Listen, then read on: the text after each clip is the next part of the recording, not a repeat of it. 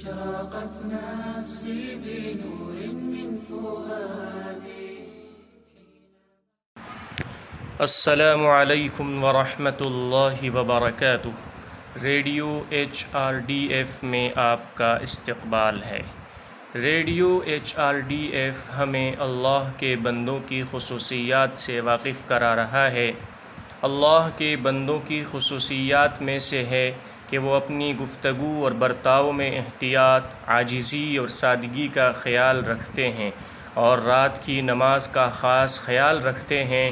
اس طرح کی اقدار انہوں نے اپنی زندگیوں میں شامل کر رکھی ہے. وہ اس غلط فہمی میں بھی نہیں ہیں کہ جنت ان کے لیے یقینی ہے.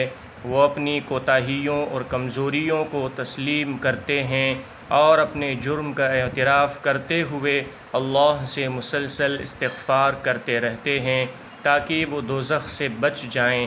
والذین یقولون ربنا اصرف عنا عذاب جہنم ان عذابها کان غراما. اور جو یہ دعا کرتے ہیں کہ اے ہمارے پروردگار، ہم سے دوزخ کا عذاب پرے ہی پرے رکھ، کیونکہ اس کا عذاب چمٹ جانے والا ہے. ہم میں سے بہت سے لوگ ایسے ہیں، اگر وہ کچھ اچھا کرتے ہیں تو جب تک اسے 4 لوگوں کو نہیں بتا دیتے تب تک وہ بے چین رہتے ہیں.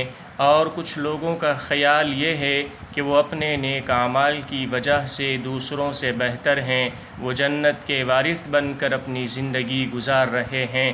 لیکن اللہ کے بندے اس بات سے خوف زدہ رہتے ہیں کہ ان کے نیک اعمال اللہ کے پاس قبول ہوں گے یا نہیں، وہ اللہ کے یہاں محبوب ہیں یا مبغوث.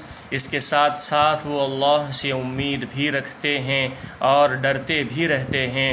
وہ جہنم کے ہولناک منظر کو یاد کر کے اپنی زندگی کو اللہ کی حدود کے پابند بناتے ہیں. انہیں ایسا کوئی احساس نہیں ہے کہ ہم جہنم سے بچ گئے ہیں. اچھے کام کرنے کے باوجود انہیں ڈر لگا رہتا ہے کہ ان کے اعمال کی کوتاہیوں کی سزا انہیں کہیں ہلاک نہ کر دے.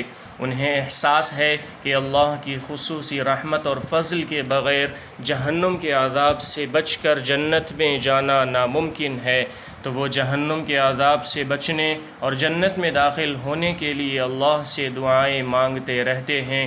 آپ صلی اللہ علیہ وسلم کچھ اس طرح دعا کیا کرتے تھے: اللہم اعتقنی من النار وادخلنی الجنت یا رب العالمین. اے جہانوں کے مالک، مجھے جہنم سے بچا اور جنت تک میری رسائی فرما. اس طرز پر زندگی گزارتے ہوئے اللہ کے محبوب بندوں میں شامل ہونے کی کوشش کریں. اللہ تعالی توفیق عطا فرمائے. آمین.